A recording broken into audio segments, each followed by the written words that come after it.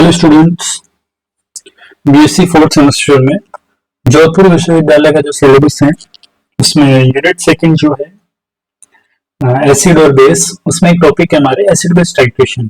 ठीक है, acid base titration में इंडिकेटर्स का बहुत बड़ा रोल होता है, या मैं कहूँ कि कोई भी जो टाइट्रेशन है उनमें इंडिकेटर्स का रोल तो होता ही है, सूचक का। तो एसिड बेस टाइट्रेशन में एसिड बेस जो इंडिकेटर है वो बहुत बड़ा टॉपिक है, उसको पहले अपन कवर करेंगे, फिर उसके बाद टाइट्रेशन देखेंगे इसकी। ठीक है, तो आगे चलते हैं इसमें।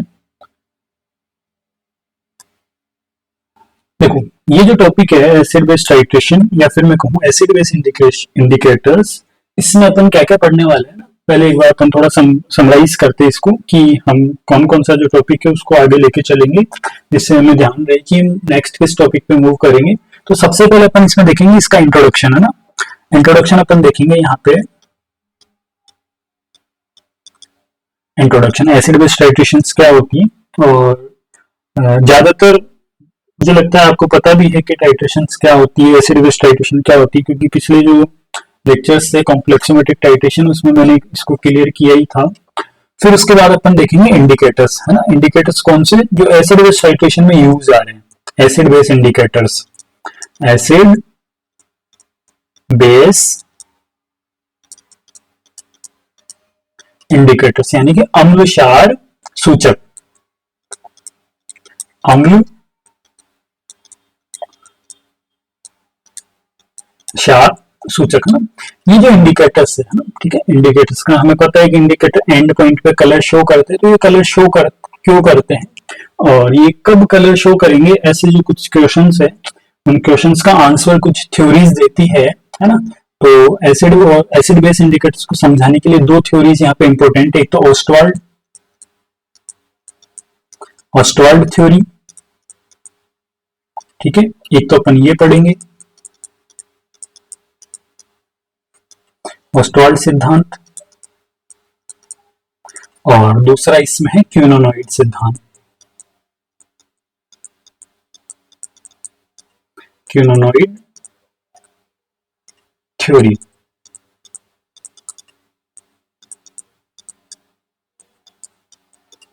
क्यूनोनॉइड सिद्धांत, ठीक है। फिर इंडिकेटर्स को स्टडी करने के बाद फिर अपन लास्ट में आएंगे टाइट्रेशन पे, क्योंकि टाइट्रेशन में हमें पता लगाना होता है कि एक जो स्पेसिफिक जो टाइट्रेशन है उसमें कौन सा इंडिकेटर यूज में ले, तो इसलिए पहले अपन इंडिकेटर यहाँ पे पढ़ना जरूरी है, और फिर उसके बाद अपन आएंगे अनुमापन पर,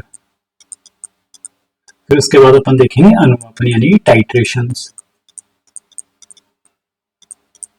ठीक है, अब मैं अपना जो इंट्रोडक्शन है इस टॉपिक का वो थोड़ा स्टार्ट करता हूँ कि टाइट्रेशन जो है, हम सभी जानते हैं कि टाइट्रेशन जो वर्ड है इसका मतलब अनुमापन, यानी कि ये जो वर्ड है ये सुनते ही हमारे दिमाग में ये आता है कि दो प्रकार के यहाँ पे विलियन होंगे, दो टाइप के यहाँ पे सॉल्यूशन होंगे, है ना।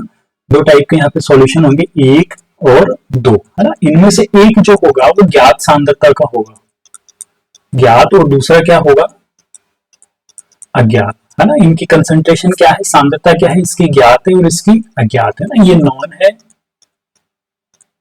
और ये अननोन है, ठीक है। तो ये जो नॉन सॉल्यूशन है ना, जिसकी कंसंट्रेशन हमें पता है ना, इसकी सहायता से, इसकी हेल्प से, है ना, इसको यूज में लेते हुए जो अपन ये जो सॉल्यूशन है जिसकी कंसंट्रेशन हमें पता नहीं है ना, हमें पता नहीं है, लेकिन जो मेथड है टाइट्रेशन, है ना, उसकी सहायता से अपन ये जो अननोन सॉल्यूशन है इसकी जो सांद्रता है उसको ज्ञात करते हैं, ठीक है। तो ये जो सांद्रता ज्ञात करने का ये जो मेथड है इसको अपन कहते हैं अनुमापन, ठीक है। टाइट्रेशन इसको अपन कहते हैं, है ना। मोस्ट जो टाइट्रेशन अपन ज्यादातर टाइम अपन पढ़ते हैं वो है स्ट्रॉन्ग एसिड और स्ट्रॉन्ग बेस की टाइट्रेशन, है ना। प्रबल अम्ल और प्रबल क्षार का अनुमापन, एग्जाम्पल अगर मैं लूं तो HCl हो गया, और HCl के साथ में NaOH की टाइट्रेशन अपन कर सकते हैं, या फिर अपन ऑक्जेलिक एसिड यहाँ पे ले सकते हैं, ऑक्जेलिक एसिड, और साथ में स्ट्रॉन्ग बेस अपन ने ले लिया NaOH। इनकी जो टाइट्रेशन है अपन ज्यादातर टाइम अपन पढ़ते ही है, ठीक है क्या मेथड, थोड़ा सा अगर मैं रिपीट करूं इसको, तो हम एक ब्यूरेट लेके चलते हैं, हम एक ब्यूरेट लेते हैं, और इस ब्यूरेट में हम NaOH का स्टैंडर्ड सॉल्यूशन अपन यहाँ पे इसमें फिल करते हैं, है ना। इसमें एक सॉल्यूशन अपन फिल करते हैं, आपको कुछ कुछ याद आ रहा होगा कि ब्यूरेट में अपन एक सॉल्यूशन फिल करते हैं, और वो सॉल्यूशन किसका है, वो सॉल्यूशन है NaOH का solution, sodium hydroxide.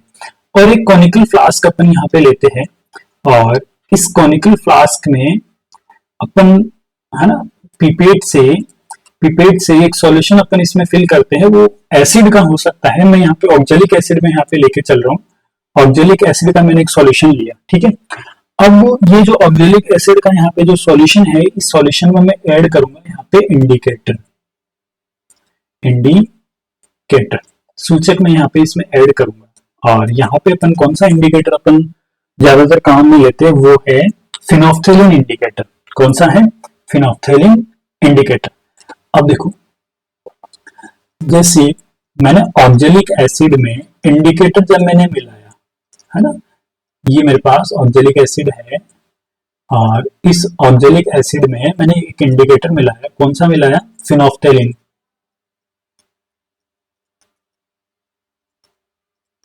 Phenolphthalein indicator मैंने इसमें मिलाया,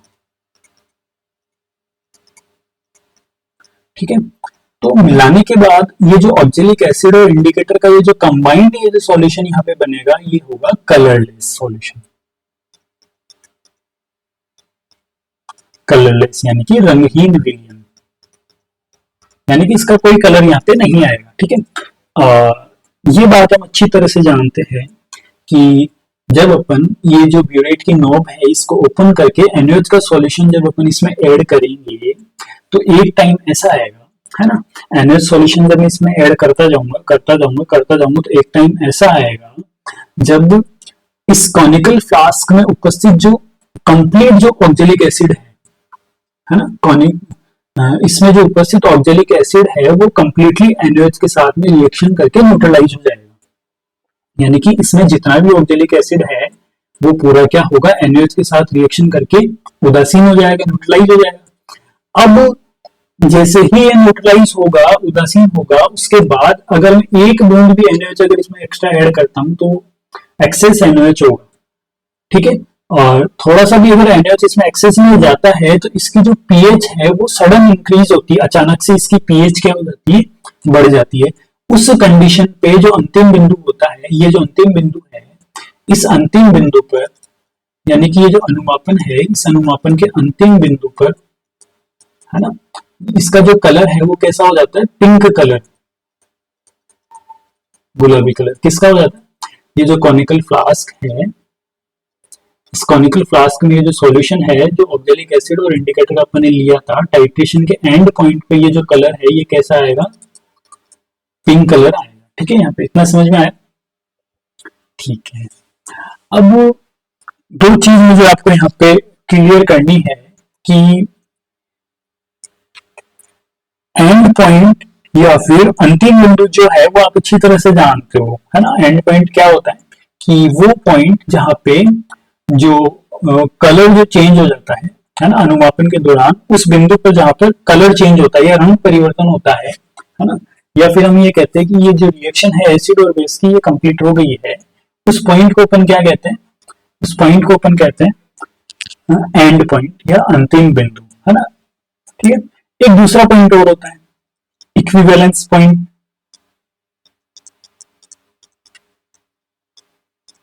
इक्विवेलेंस पॉइंट यानी कि तुल्यांक बिंदु।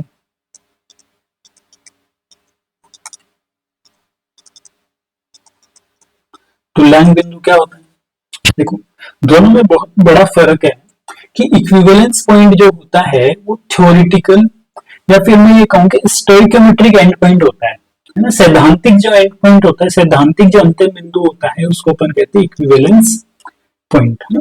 जैसे मान लो कि ऑक्जेलिक एसिड और NaOH की जो रिएक्शन हो रही थी, है ना, और एक पॉइंट ऐसा आया जब कंप्लीट जो ऑक्जेलिक एसिड है वो NaOH के साथ में रिएक्शन करके न्यूट्रलाइज हो चुका है या उदासीन हो गया, है ना। ये हम अच्छी तरह से जानते हैं। एक टाइम ऐसा आएगा, NaOH ऐड करते करते एक टाइम ऐसा आएगा कि उस बिंदु पर ऑक्जेलिक एसिड और NaOH जो है वो कंप्लीटली पूरी रिएक्शन कर लेंगे। अब आगे रिएक्शन करने के लिए इसमें ऑक्जेलिक एसिड नहीं है, ठीक है।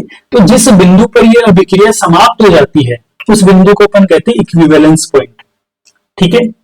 लेकिन जब ये रिएक्शन कंप्लीट हो गई तो उस बिंदु पे कलर चेंज नहीं हुआ। कलर चेंज होगा जब एक्सेस NaOH इसमें थोड़ा सा एक्सेस NaOH इसमें जाएगा, उस टाइम पे कलर चेंज होगा। तो यानी कि जब कलर चेंज होगा, रंग परिवर्तन होगा, तब हमें पता चलेगा कि हाँ इसका अंतिम बिंदु आ चुका है ना।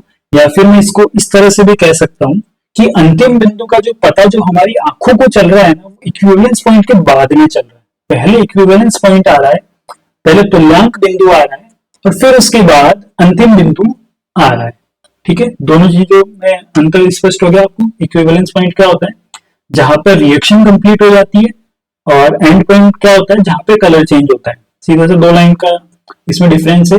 जहां पे रिएक्शन कंप्लीट हुई, अभिक्रिया जहां समाप्त हुई, वो तुल्यांक बिंदु, और जहां पे कलर चेंज हुआ वो अंतिम बिंदु, ठीक है। मुझे लगता है थोड़ा बेसिक जो है इसका वो आपको क्लियर हो गया होगा। और अब मैं इसमें आगे मूव करता हूं। हाँ, थोड़ा सा एक डेफिनेशन है। एसिड बेस जो टाइट्रेशन है ना, एसिड बेस जो टाइट्रेशन है दो प्रकार की होती है ना। एक तो एसिडिमेट्री यानी कि अम्लमिति, और दूसरा एल्कलीमेट्री यानी कि क्षारमिति, ठीक है। पीछे जो हमने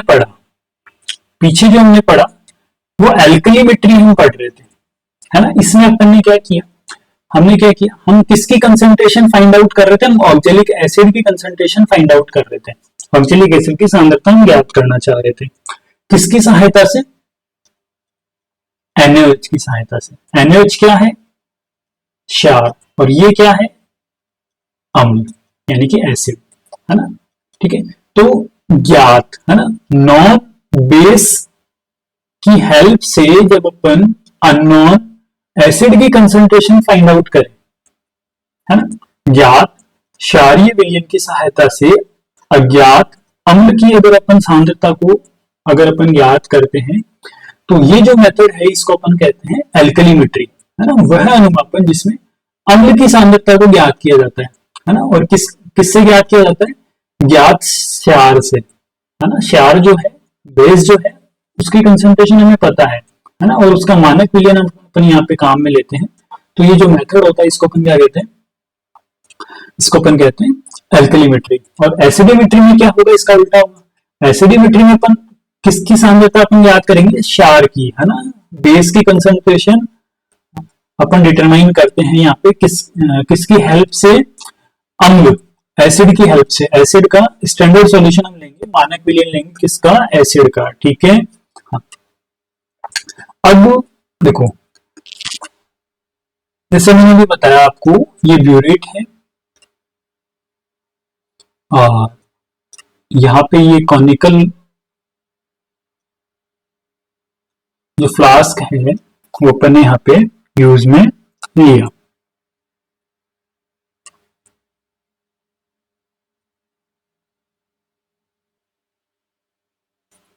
तो ये जो कॉनिकल फ्लास्क है इसमें हमने काम में लिया था ऑक्जेलिक एसिड। ऑक्जेलिक एसिड है ना, ऑक्जेलिक एसिड वो विलयन है जिसकी सांद्रता हमें ज्ञात करनी है, तो इसको अपन कहते हैं एनालाइट। इसको अपन क्या कहते हैं, एनालाइट, जिसका एनालिसिस किया जा रहा है, ठीक है। किसका विश्लेषण कर रहे हैं अपन, ऑक्जेलिक एसिड का। और यहाँ पे जो नॉन कंसंट्रेशन का अपन सॉल्यूशन ले रहे हैं, ज्ञात सांद्रता का जो विलयन यहाँ पे अपन ले रहे थे, स्टैंडर्ड सॉल्यूशन, इसको अपन कहते हैं टाइट्रेंट, ठीक है। तो यहाँ तो जो टाइट्रेंट होगा वो होगा एसिड, और एनालाइट जो होगा वो होगा बेस। और यहाँ पे जो टाइट्रेंट होगा वो होगा बेस, और एनालाइट जो होगा वो क्या होगा, एसिड होगा। नॉर्मल सी डेफिनेशन है, इसमें ज्यादा कुछ है नहीं। अब अपन इसमें आगे चलते हैं। और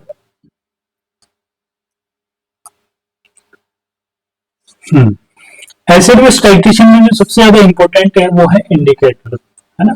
अगर किसी भी टाइट्रेशन में अगर अपन सुटेबल इंडिकेटर से अगर अपन यूज में ले रहे हैं, इसका मतलब है कि हमारा जो मेथड है वो सही डायरेक्शन में जा रहा है। और अगर सुटेबल इंडिकेटर ही अगर अपन यूज में नहीं ले रहे, है ना, जो इंडिकेटर अपने को काम में लेना चाहिए था जिससे क्लियर एंड पॉइंट आता है, अगर वो इंडिकेटर अगर अपन काम में नहीं ले रहे तो हमारा जो टाइट्रेशन है वो मेथड सक्सेस नहीं होगा। हमारा जो पर्पज है वो है ना, वो क्लियर नहीं होगा यहाँ पे। ठीक है, तो इंडिकेटर्स के बारे में पढ़ना तो यहाँ पे बहुत जरूरी है। ठीक है, एसिड बेस जो इंडिकेटर्स है वो क्या होते हैं, पहले एक बार मैं आपको बता देता हूँ। तो कोई भी जो इंडिकेटर होता है, एक तो वो डाई होता है, कलर कंपाउंड होता है ना, वो क्या करता है, कलर शो करता है ना। तो एसिड बेस इंडिकेटर्स भी क्या है, ऑर्गेनिक डाइज है। अम्ल और जो क्षार सूचक है वो कार्बनिक डाई होते हैं।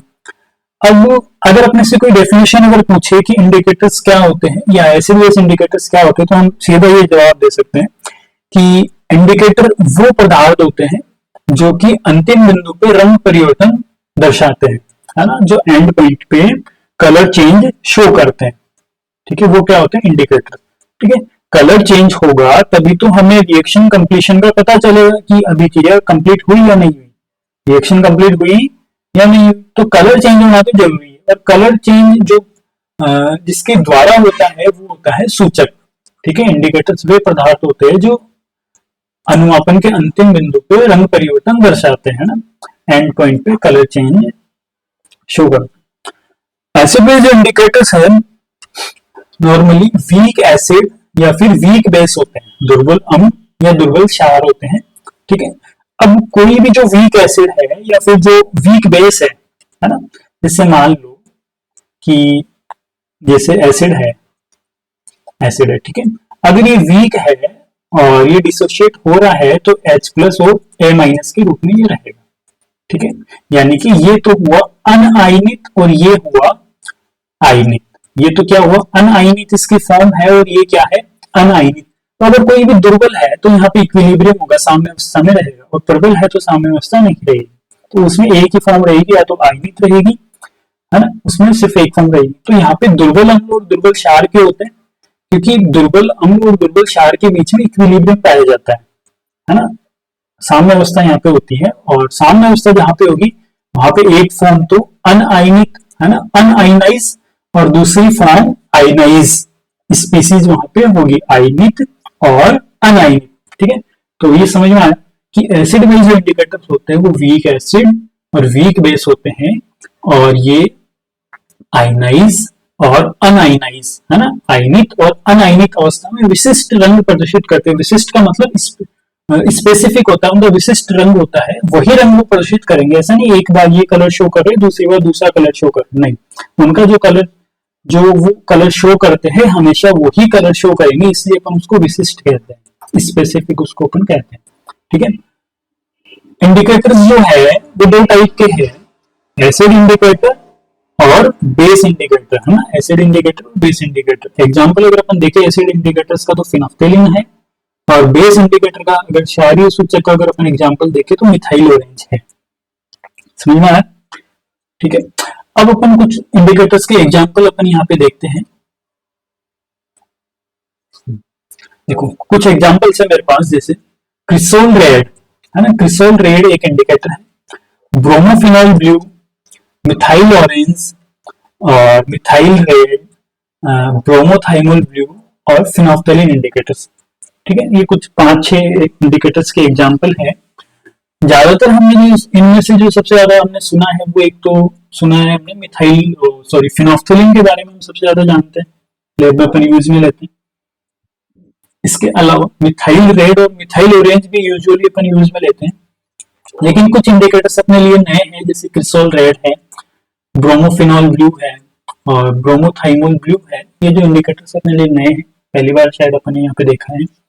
और जरूरी नहीं है कि सिर्फ यही है, इसके अलावा भी और भी इंडिकेटर्स हैं, लेकिन हम सिर्फ इन पे स्टडी करेंगे, इससे ज्यादा हम यहाँ पे लेके नहीं चल रहे हैं, है ना। अब जो कोई भी जो इंडिकेटर होता है वो एक पीएच रेंज पे वर्क करता है ना, जैसे क्रिसोल रेड है वो इस पीएच रेंज में वर्क करेगा। ठीक है, अगर कोई सॉल्यूशन है जिसमें पीएच जो चेंज है वो इस रेंज में हो रहा है तब तो ये वर्क करेगा, वरना नहीं करेगा। जैसे यहाँ जैसे 8 से 9 में अगर पीएच चेंज हो रहा है तो ये वाला इंडिकेटर वहां वर्क नहीं करेगा। वो सब चीजें अपन थोड़ा आगे देखेंगे, जो भी अपना जो इसमें जो नेक्स्ट जो है इंडिकेटर्स में ऑस्टवाल्ड जो थ्योरी है वहां पे इन सब के बारे में अपन देखेंगे, है ना। तो यहाँ पे सिर्फ हमें ये देखना है क्रिस्टल रेड के लिए जो पीएच रेंज है वो होती है 1.2 से 1.8, ब्रोमोफिनॉल ब्लू के लिए 3.1 से 4.6 और मिथाइल ऑरेंज के लिए 3.1 से 4.5 और मिथाइल रेड के लिए 4.2 से 6.3 और ब्रोमोथाइमोल ब्लू के लिए 6.0 से 7.6 और फिनोल्फथालीन के लिए 8.0 से 9.8। ये मेरे बोलने से कुछ नहीं होगा, आपको एक बार देखना पड़ेगा, आपको खुद को इसको पढ़ना पड़ेगा, ठीक है। और कलर चेंज भी, हालांकि मैं इसको आगे दोबारा बताऊंगा, है ना। जैसे क्रिसोल रेड है वो रेड से येलो, और ब्रोमोफिनॉल ब्लू है वो येलो से पर्पल, और मिथाइल ऑरेंज और मिथाइल जो रेड है वो दोनों रेड से येलो हो जाते हैं, है ना। और फिनोल्फथालीन का हमें पता ही है कि पहले कलरलेस होता है, बाद में पिंक होता है। और ब्रोमोथाइमल ब्लू है जो पहले येलो होता है, फिर उसके बाद में इसका जो कलर है एंड पॉइंट पे इसका कलर रेड होता है, ठीक है। तो ये कुछ इंडिकेटर्स है। अब ये जो इंडिकेटर्स है ना, ये जो इंडिकेटर्स है ये एक स्पेसिफिक पीएच रेंज में क्यों वर्क करते हैं। सबसे पहले बात तो एक क्वेश्चन तो हमारा ये कि इनके लिए ये पीएच रेंज कहां से आई, एक तो ये।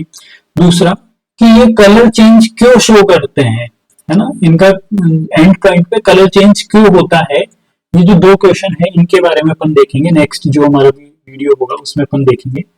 और ये जो क्वेश्चन है है ना, इनके आंसर दिए थे दो थ्योरीज ने, एक तो ऑस्टवाल्ड थ्योरी, ऑस्टवाल्ड सिद्धांत, और दूसरा क्यूनोनॉइड थ्योरी, है ना। तो हमारा जो नेक्स्ट जो लेक्चर होगा वो होगा ऑस्टवाल्ड थ्योरी पे, फिर उसके बाद अपन पढ़ेंगे क्यूनोनॉइड थ्योरी पे। ओके।